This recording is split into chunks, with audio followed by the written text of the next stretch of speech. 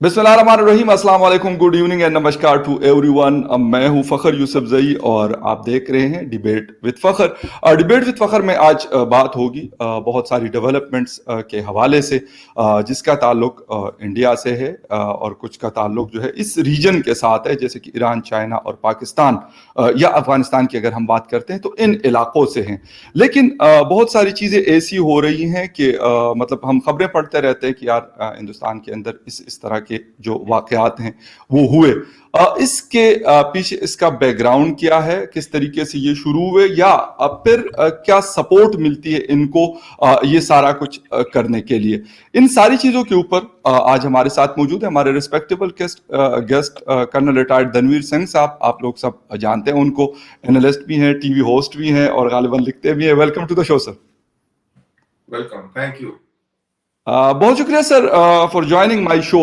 Sir अगर शुरू कर लें हम छत्तीसगढ़ में पिछले वीक जो वाकया हुआ जिसमें 22 फौजी जो है वो मारे गए हिंदुस्तान के, मतलब वो कहते हैं कि ये शायद पैरामिलिट्री जो है या फिर पुलिस का और फौज के दरमियान जो इदारे होते हैं वो थे, बट थे हिंदुस्तानी सिटीजन थे और एक जिसे कहते हैं कि जो बागी हैं उनके साथ लड़ते हुए उन्होंने अपने मुल्क के लिए कुर्बानी दी। एक तो सर क्योंकि आपने इसके ऊपर शायद ज्यादा काम किया हुआ है, तो इसका क्या मतलब हिस्टोरिकल पर्सपेक्टिव इसका क्या है इन लोगों का, और ये चाहते क्या है कि इतना बड़ा ऑपरेशन उन्होंने किया? क्योंकि इससे पहले भी मैंने थोड़े से इसके बारे में पढ़ा है, तो बड़े बड़े अटैक्स किए जिसमें 27 तक और 37 या 40 तक लोगों को इन्होंने मारा और कुछ को जिंदा भी पकड़ा था। देखिए, सबसे पहले तो ये एक माओइस्ट इंसर्जेंसी है और माओइस्ट इंसर्जेंसी बोले तो चाइनीज आइडियोलॉजी से मोटिवेटेड है और बेसिकली कम्युनिस्ट आइडियोलॉजी है। और ये लोग कोई अलैदगी की लड़ाई नहीं लड़ रहे हैं, ये लोग इस मुल्क के निजाम को बदलने की लड़ाई लड़ रहे हैं। ये कहते हैं कि जो जमहूरी निजाम हिंदुस्तान में काबिज है ये एक कैपिटलिस्टिक रिजीम का एक एक्सटेंशन है। इसमें अमीर लोग गरीब लोगों को एक्सप्लॉइट करते हैं। सरकारें जो हैं वो भी ट्राइबल इलाके और इन इलाकों को एक्सप्लॉइट करती है। जो पुलिस और एडमिनिस्ट्रेशन है ये करप्ट है, ये लोकल लोगों को, गरीब लोगों को तंग करता है। तो ये लोग जो लड़ाई लड़ रहे हैं ये इस डिस्पैरिटी को मिटाने के लिए और इस किस्म के निजाम को हटाने की लड़ाई लड़ रहे हैं। तो ये एक फंडामेंटल इशू है। It is not a separatist movement, it is a movement for, it is an ideological movement. Ideological movement कि हमें निजाम ये जमहूरी वाला नहीं चाहिए, हमें कम्युनिस्ट निजाम चाहिए। और ये जो पूरा इलाका है ये हम रेड कॉरिडोर बोलते हैं और ये बहुत बड़ा इलाका है। ये अगर इंडिया का मैप देखें तो आंध्र प्रदेश से होता हुआ कर्नाटका नॉर्थ और even some tracts of Maharashtra, Madhya Pradesh, Orissa, Jharkhand and Bihar and some little portion of Uttar Pradesh also. तो ये बहुत बड़ा इलाका है जहां पर इन लोगों को सिंपैथीज मिलती हैं लोकल से और इनकी जो आइडियोलॉजी है वो कहीं ना कहीं लोगों को अपील भी करती है। That is why they are pretty strong. Now in past 10 years और सो इनका जो इलाका जो मैंने अभी बताया ये बहुत बड़ा इलाका, तकरीबन इंडिया का 30 से 40% इलाका इनके कब्जे में था और अब जो है वो रिड्यूस हो गया है। ये पहले 5-6 स्टेट्स में बहुत सक्रिय थे लेकिन अब ये एक ही स्टेट में रह गए हैं, दैट इज छत्तीसगढ़, जहां पे ये वाकया हुआ। और ये वाकया कोई मतलब इसका क्या बोला जाए, ये तो इंडियन पर्सपेक्टिव से तो बहुत ही खौफनाक वाकया था। इसमें 22 लोग मारे गए, 22 सीआरपीएफ के जो पुलिस कर्मी है ये मारे गए। ये अगर आपके हवाले से बात करें तो जैसे आपके फ्रंटियर कोर होती है ऐसे हमारे यहाँ ये सीआरपीएफ और बीएसएफ होती है, लेकिन फर्क ये होता है कि आपके फ्रंटियर कोर में आपके आर्मी के ऑफिसर्स होते हैं लेकिन यहाँ पर ओके इसमें आर्मी के ऑफिसर्स भी होते हैं, ऑफिसर भी इन्हीं के ही होते हैं। बिल्कुल ओके अलहदा ये चीज है, ये मिनिस्ट्री ऑफ डिफेंस में भी नहीं आते हैं। ये होम मिनिस्ट्री में या आपके हवाले से बात करी जाए तो इंटीरियर मिनिस्ट्री का हिस्सा है। ओके राइट राइट ठीक है। अच्छा सर एक चीज़ और है, ये चीज़ तो इसके ऊपर क्योंकि मैं आपसे मतलब समझना चाह रहा था इसके ऊपर आपने बात की। एक और रिपोर्ट आई है पाकिस्तान और हिंदुस्तान के हवाले से यूएस इंटेलिजेंस की 2 दिन पहले कि पाकिस्तान और हिंदुस्तान के बीच में कोई जंग हो सकती है और वो लॉन्ग टर्म जंग की बात उन्होंने की। क्योंकि उन्होंने मुख्तलिफ दुनिया के मुख्तलिफ ममालिक के हवाले से बातें की, फिर चाइना के हवाले से भी मैं आपसे पूछूंगा। लेकिन आपको क्या चीज ऐसी नजर आ रही है? और उन्होंने जो उसके ऊपर मतलब उन्होंने जो मुद्दा बयान किया, उन्होंने कहा कि ऐसा हो सकता है, इसकी वजह क्या होगी? वजह यह हो सकती है कि कोई अटैक हो सकता है हिंदुस्तान के अंदर, जिसके बाद न्यू दिल्ली की जो हुकूमत है वो उसका जवाब देने के लिए ये सारा कुछ कर सकती है और उससे एक बहुत बड़ी जंग छिड़ सकती है। माफ कीजिएगा, ये किसने बोला है ये यूएस इंटेलिजेंस की रिपोर्ट है, तकरीबन 2 या 3 दिन पहले उन्होंने ये शाया की है अमेरिका से। बिल्कुल बकवास करते हैं ये, ऐसा कुछ नहीं होने वाला है। और दोनों मुल्कों में ऐसी लंबी जंग चलेगी और वो पता नहीं क्या होगा। वो उन देखिए, अमेरिकन को तो चाहिए कि यहाँ पे जंग हो जी जिससे कि उनके हथियार बिखरे हो, और वो चाहेंगे कि यहाँ के जो लोग हैं वो डरे और घबराएं, जिससे उनकी दुकानें चलती रहें। मेरे को ऐसा नहीं लगता कि ऐसा कुछ होगा, और अगर होगा भी तो बहुत ही शॉर्ट टर्म होगा, इंटेंस होगा और बहुत ही डेंजरस होगा। और मेरे को लगता नहीं कि लोग इतने बेवकूफ हैं यहाँ पर दोनों मुल्कों में कि वो इस हद तक सिचुएशन को ले जाएंगे कि अपने आप में ही अपने आप को ही अपनी खुदकुशी कर लेंगे। तो ये मेरे को नहीं लगता ऐसा, मैं इस बात को नहीं मानता हूँ। अच्छा, उन्होंने एक और बात भी की कर्नल साहब, उन्होंने ये कहा है कि ये जंग होने के बाद जो हमारा एशिया है इसके हालात बिल्कुल बदल जाएंगे। यानी उनका कहने का मकसद ये था, जो लोग थोड़ा सा प्रोग्रेस कर रहे हैं, जिस तरह हिंदुस्तान कर रहा है या चाइना की अगर हम बात करते हैं या कोई और कंट्री यहाँ पर प्रोग्रेस कर, कहते वो बहुत ज्यादा रिवर्स चले जाएंगे और कई सालों तक वो बहुत पीछे रहेंगे।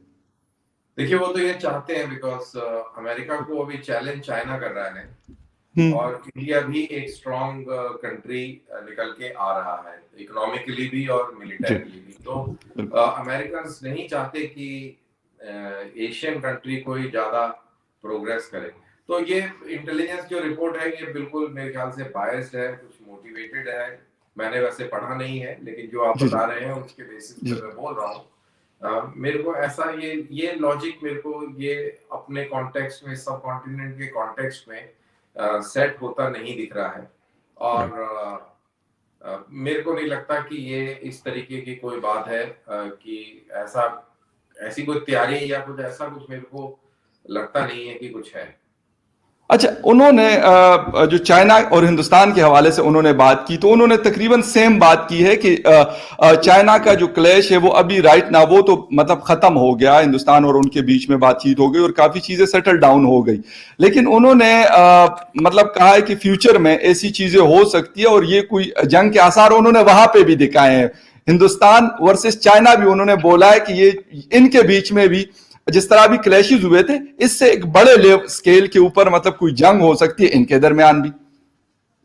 देखिए, ये तो ऐसा हो सकता है, वैसा हो सकता है, तो कुछ भी कह सकते हैं। तो हम भी कह सकते हैं कि अमेरिका और साउथ नॉर्थ कोरिया में जंग हो सकती है, अमेरिका और चाइना में जंग हो सकती है, अमेरिका और रशिया में जंग हो सकती है। तो इम्कान तो हर चीज के हैं। वो तो तभी आपने इतनी बड़ी बड़ी फौजें इकट्ठी करी हुई है क्योंकि आपको दूसरे पे शक है, इसीलिए आप वहां पे डिप्लॉयड है। लेकिन क्या इन इलाकों में सब पागल बसते हैं, ये एक सवाल है। अगर सब जगह पागल है तो मेरे ख्याल से ऐसा काम हो जाएगा। और इंडिया और चाइना के बीच में जो 1 साल तक ये तनातनी चली, उससे ये चीज जरूर क्लियर होगी कि यहाँ पे समझदार लोग भी बसते हैं जो कि बातचीत करके अपने मसाइल को हल करना जानते हैं, और पागल नहीं बसते हैं।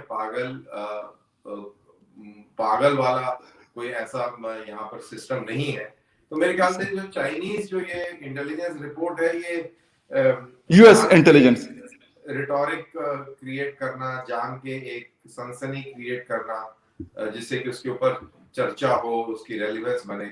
और आई डोंट थिंक सो, जो जिस तरीके से हम लोग आपस में जंगें लड़ते आए हैं वैसे ही लड़ेंगे, अगर आगे भी लड़ेंगे तो ऐसा ओके। कुछ नहीं होगा कि इसके बाद में बहुत ही कुछ ऐसा हो जाएगा। और इंडिया और पाकिस्तान के बीच में तो अभी तक जंग लड़ी रहे थे लाइन ऑफ कंट्रोल पे, वो जंग ही तो थी जहां पे गोली और बम चल रही थी। अभी बिल्कुल। कुछ ही दिन तो हुए जो सीज फायर हुआ है।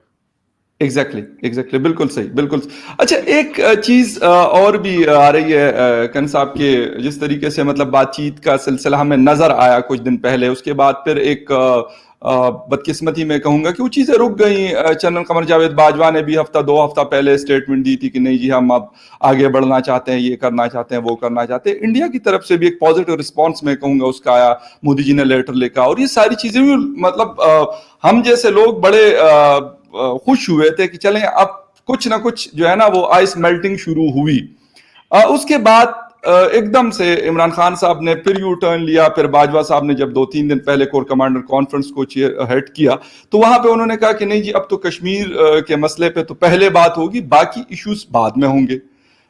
क्या मतलब कश्मीर का इश्यू तो ऐसा है कि मुझे नहीं लगता कि उसके ऊपर बातचीत तो उसके ऊपर हो सकती है, लेकिन उसका कोई इस किस्म का सोल्यूशन कि दोनों को एक्सेप्टेबल हो, हिंदुस्तान को भी और पाकिस्तान को भी, बल्कि मैं कहूंगा जो असल फरीक है कश्मीरी लोग उनको भी एक्सेप्टेबल हो।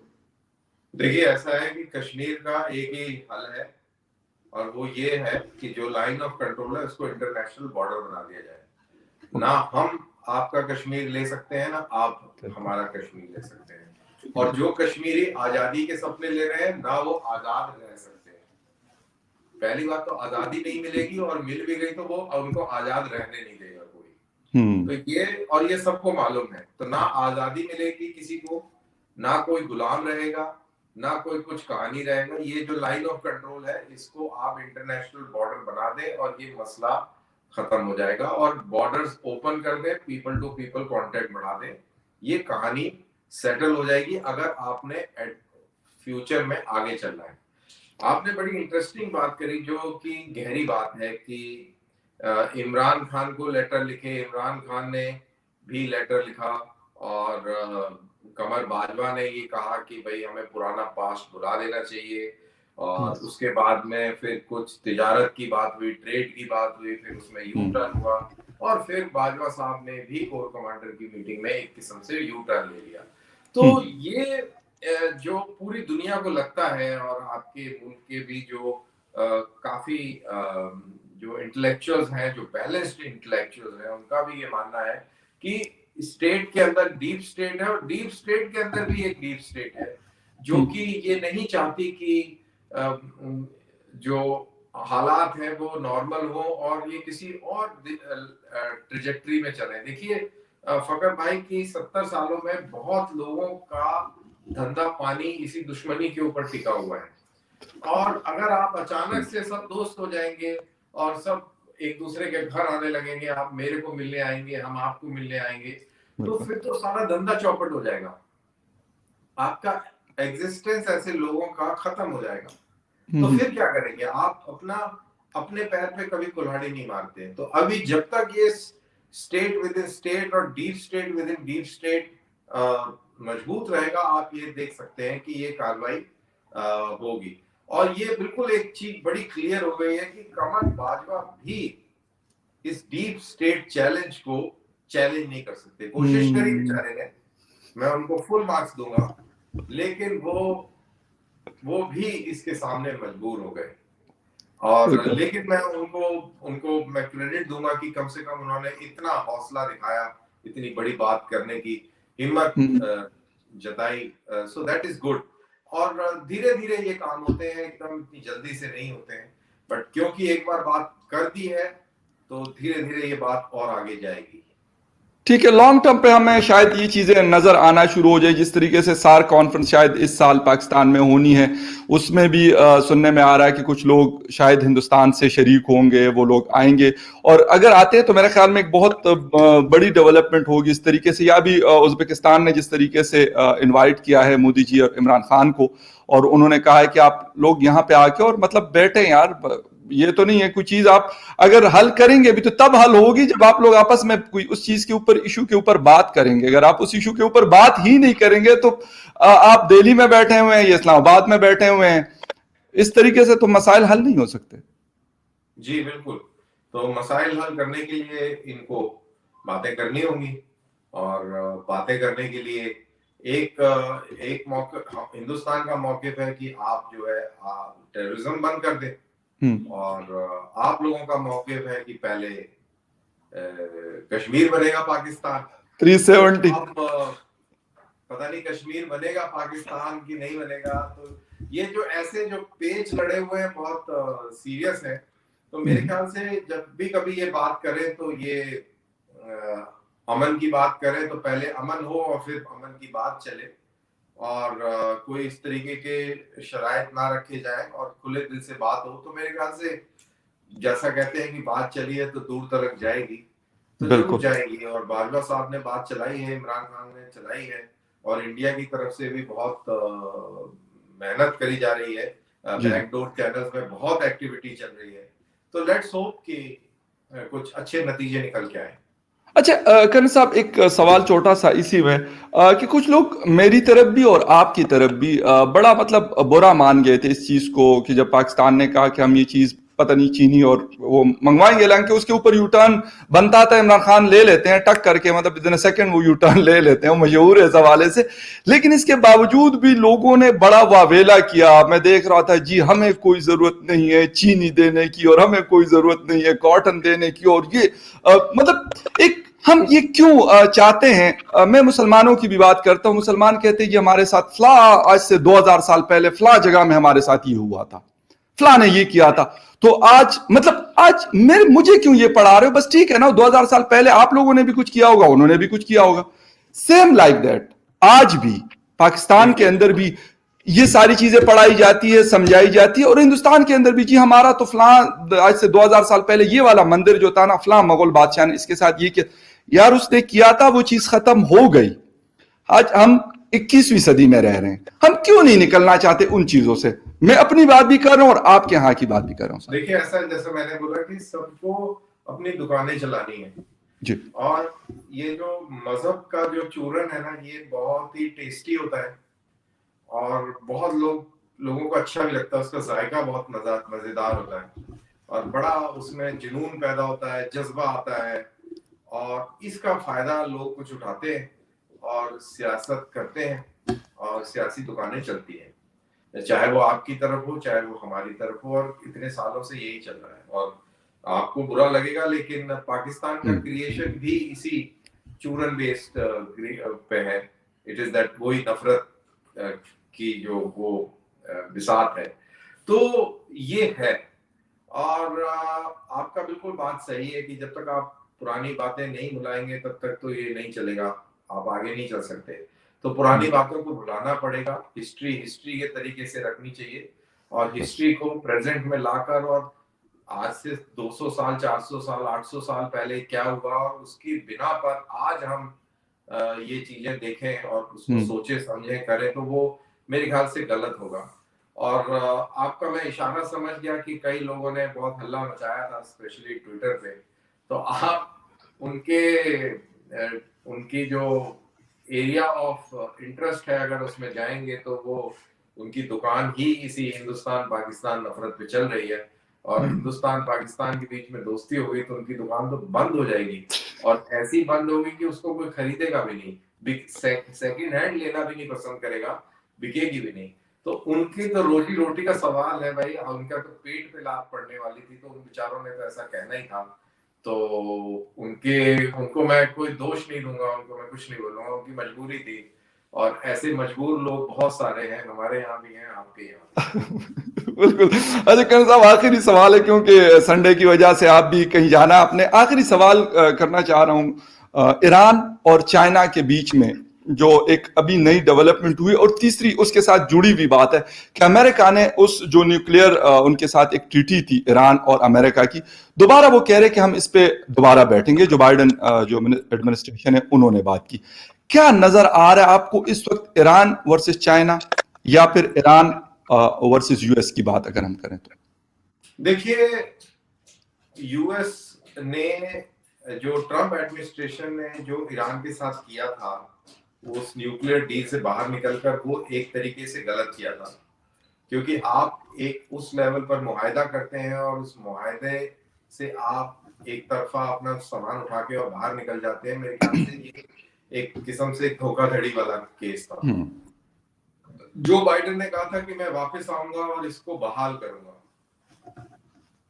इनको बहाल कर देना चाहिए था, लेकिन इन्होंने अभी तक उसको बहाल नहीं किया है। और ईरान के अंदर परेशानी बढ़ती जा रही है। ईरान के अंदर ईरान की इकोनॉमी काफी डाउन हो गई है सैंक्शंस की वजह से। ईरान को भी एक स्पेस चाहिए। ईरान जियोपॉलिटिकली भी मिडिल ईस्ट में बहुत इंपॉर्टेंट है और उसका एक अपना स्टांस है, एक अपना मौकिफ है।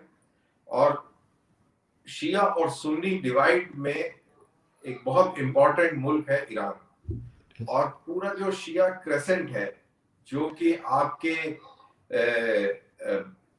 वेस्ट अफगानिस्तान से शुरू होके और नॉर्थ वेस्ट अफगानिस्तान से शुरू होके ईरान, इराक, सीरिया और राइट अप टिल लेबनान तक जाता है।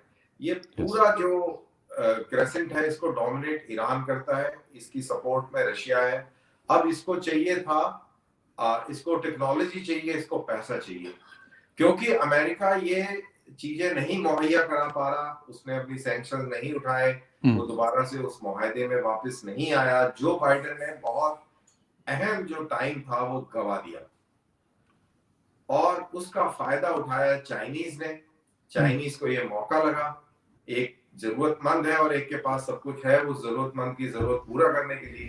तो ये दोनों मुल्क जो हैं ये आपस में हुए। $400 बिलियन का एक करार हुई है, 25 साल ये करार है। और इसमें चाइना को बहुत फायदा है, बहुत सस्ते दर पर उसको तेल मिलेगा। और ईरान को बहुत फायदा है, उसकी डिफेंस के लिए टेक्नोलॉजी मिलेगी, उसकी कम्युनिकेशंस के लिए उसको टेक्नोलॉजी मिलेगी। इंफ्रास्ट्रक्चर काफी बुरे हाल में है ईरान में। रेल, रोड, एयरपोर्ट और सी पोर्ट्स, उन सब को बहाल किया जाएगा, उनको मॉडर्नाइज किया जाएगा। तो ये सारी चीजें हैं जो बहुत इंपॉर्टेंट है ईरान के लिए। तो ईरान का भी फायदा है इसमें, चाइना का भी फायदा है। अगर नुकसान है तो वो अमेरिका का नुकसान है। लेकिन अमेरिका को एक डर है कि अगर अमेरिका ईरान के पास वापस जाता है तो शायद वो सुन्नी वर्ल्ड का जो सपोर्ट है वो ना खो दे। उसके अंदर यूएस की तरफ, सऊदी अरेबिया की तरफ से बहुत रेजिस्टेंस है।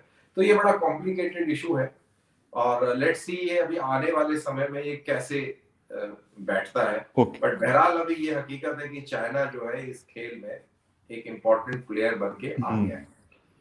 बहुत शुक्रिया कर्नल साहब, आपने अपना कीमती टाइम दिया और बड़ी ज़बरदस्त बातें की। बहुत सारे इश्यूज़ के ऊपर आपने रहनुमाई की और बहुत सारी चीज़ें ऐसी थी जिसको शायद हम किसी और एंगल से देखते हैं, लेकिन जो उस फील्ड के एक्सपर्ट्स लोग होते हैं वो किसी और एंगल से, किसी और नज़र से उसको देखते हैं। उसमें कर्नल दानवीर सिंह साहब भी हमारे साथ कभी कभार शो में आते हैं। Thank you very much sir for being in the show, and thank you very much viewers for watching debate with Fakhar. Take care and bye.